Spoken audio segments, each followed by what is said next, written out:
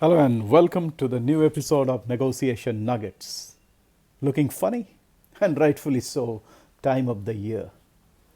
As we wrap up the year 2025 with 24 weekly emailers on negotiation, conflict handling delivered to your respective emails, I thought let this concluding Negotiation Nuggets episode be a serious one with a funny look. Now, talk about the point that we'd like to speak in continuation to team negotiation we spoke last week. In team selling and in team negotiation context, though you are represented through a set of team members who have been assigned specific critical tasks at different timing of the negotiation taking place on the table, one of the elements couldn't have been overemphasized, and that is all about the role of body language, their interpretation for the other side, and then constantly relay those through internal adjustment back to the negotiating team.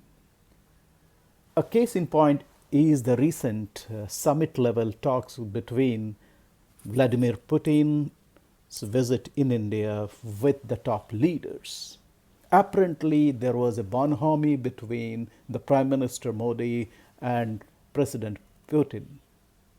And that was quite well visualized through cues such as traveling on the same convoy car, the beer hug, the proverbial beer hug that we have all spoken about and known. Apart from this, if you look into the substance bit of it, not much of the big bang defense deals were announced, though there was some kind of a defense pact such as relos that happened between both the defense ministries of those two countries.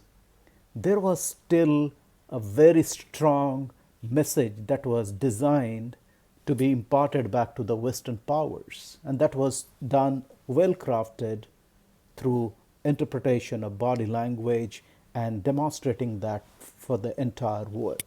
That being a political case. Think about your own everyday negotiation where you are represented through a team of professionals on your side. So is the case for the other side. What might be one of the reasons for some teams doing exceedingly well in such things is the fact that there is someone who, apart from their assigned task, is also an expert of observing, making sense of those body languages, and accordingly communicating back either in real time or during the breaks to the other team members. Such is the power of body languages, whether it is through posture, facial expression, the tight gripping of your handshakes, and more subtly through neurolinguistic cues such as mirroring, pacing, and paraphrasing. These are some of the techniques that we will be dealing in greater details in future episodes.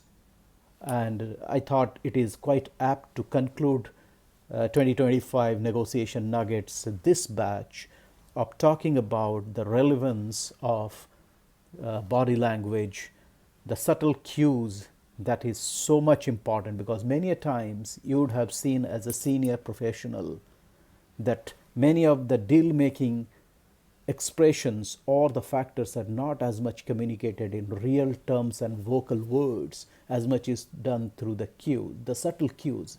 Even a minor movement of an IQ could signal something very significant and potential deal making pivots. And that precisely what an astute negotiator such as yours would be interested into. This is for about teaching, making them competent enough to understand different subtle and obvious body languages through use of NLP techniques, and that has a profound role on the outcomes of any negotiation. We'll be talking in greater details as we will be resuming our negotiation nuggets in a brand new year in 2026. As of now, I loved recording every week this 24 episodes of Negotiation Nuggets over the past 6 months.